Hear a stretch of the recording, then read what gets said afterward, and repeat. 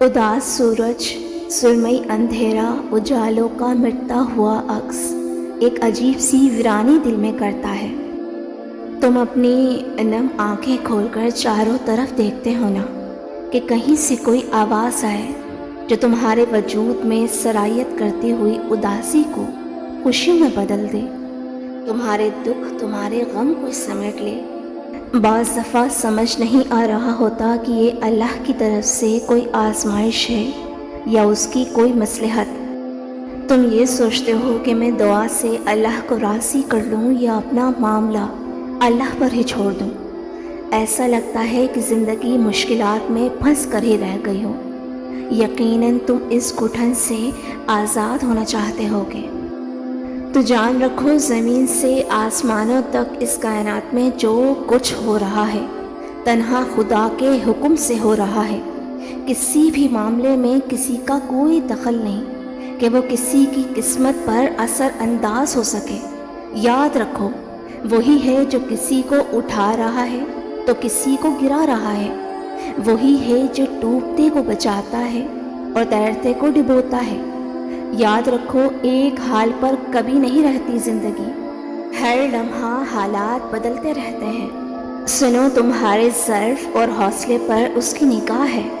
وہ تمہاری ہر ایک تکلیف اور دکھ کو خوب جانتا ہے کہ تم کس اذیت میں ہو۔ تمہیں لگ رہا ہے نا کہ یہ دکھ، یہ آزمائشیں، یہ محرومیاں صرف تمہارے حصے میں ہی کیوں؟ دنیا تمہیں دکھ دیتی ہے یا کوئی تمہاری ناقدری کرتا ہے تو تم ہمہ وقت تدبیریں کرتے ہو اور ہر لمحہ دعا بھی کرتے ہو اور انتظار کرتے ہو شدت سے کہ اگر یہ آزمائش ہے تو اللہ جلد ختم کر دے۔ تو سنو، تمہاری اس کنفیوژن کا خود اللہ تعالیٰ قرآن پاک میں جواب دیتا ہے کہ جو شخص نیک اعمال کرے گا، وہ مرد ہو یا عورت، مومن بھی ہوگا، تو ہم اسے دنیا میں پاک زندگی بسر کروائیں گے اور آخرت میں ان کے اعمال کا نہایت اچھا صلہ دیا جائے گا۔ ہو سکتا ہے تم دنیا کو سمجھنے میں دھوکہ کھا رہے ہو، تم نہیں جان پا رہے کہ ہلاکت کے گڑھے کہاں کہاں ہیں اور سلامتی کی راہ کون سی ہے۔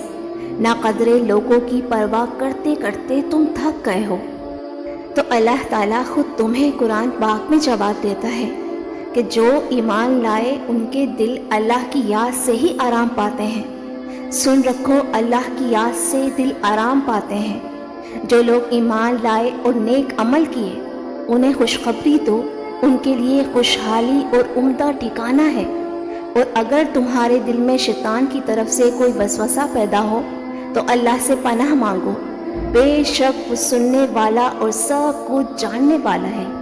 لوگوں کے تمسخر اور طعن و تشنیع سے تم دل چھوٹا نہ کرو۔ جو شائستگی اللہ نے تمہیں نوازی ہے وہ تمہاری نجات کا ذریعہ بنے گی، اور اگر تم تھوڑا سا غور کرو تو کوئی بھی چیز تمہاری کسی تدبیر کا نتیجہ نہیں، یہ سب کچھ اللہ ہی کی تدبیر ہے۔ نبی کریم صلی اللہ علیہ وسلم نے فرمایا، اللہ سے پناہ مانگا کرو آزمائش کی مشقت، بدبختی کی پستی، برے خاتمے اور دشمن کے ہنسنے سے۔ سنو، تم اپنے اندر کی ایک چھوٹی سی آتش کو آتش فشاں بناؤ، قطرے کو سمندر بناؤ، ذرے کو چٹان بناؤ، اپنے صحیح مینٹور کے ساتھ جڑ جاؤ، اپنی ڈیفائن لائن رکھو، اپنی ترجیحات سے آزاد ہونے کا پروسیس شروع کرو، اپنے نفس امارہ کو نفس مطمئنہ بناؤ، اپنے اوپر غور و فکر کرو۔ تمہارا سب سے بڑا سہارا، تمہارا سب سے بڑا شولڈر، سب سے اچھا دوست، سب سے بڑی بنیاد اللہ ہے۔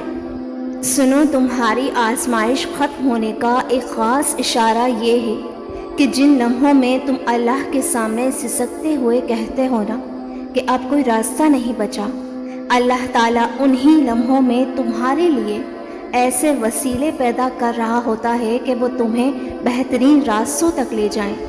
مطمئن ہو جاؤ، آنے والے لمحوں میں تمہارے حصے کا وہ خوبصورت آسمان تمہارا منتظر ہے۔ تمہارا یقین اور تمہارا صبر اور تمہارے سجدے، وہ بہائے گئے تمام آنسو ان قریب خوشیوں میں بدلنے والے ہیں۔ تمہاری جھولی میں وہ سب ہوگا جس کی تمہیں تمنا ہے۔ وہ تمہارے لیے آسمان سے معجزے اتارنے والا ہے جس کا تمہیں کبھی گمان بھی نہ تھا۔ میری اللہ پاک سے آپ سب کے لیے اور جن جن لوگوں نے مجھ سے دعا کی ریکویسٹ کی، اللہ تعالیٰ ان کی مانگی ہر دعا پر اپنا کن فرما دے اور ان کی آزمائش کو ہمیشہ کے لیے ختم کر دے۔ یہ دل پھر کبھی تنگی اور دکھ کا شکار نہ ہو۔ آمین۔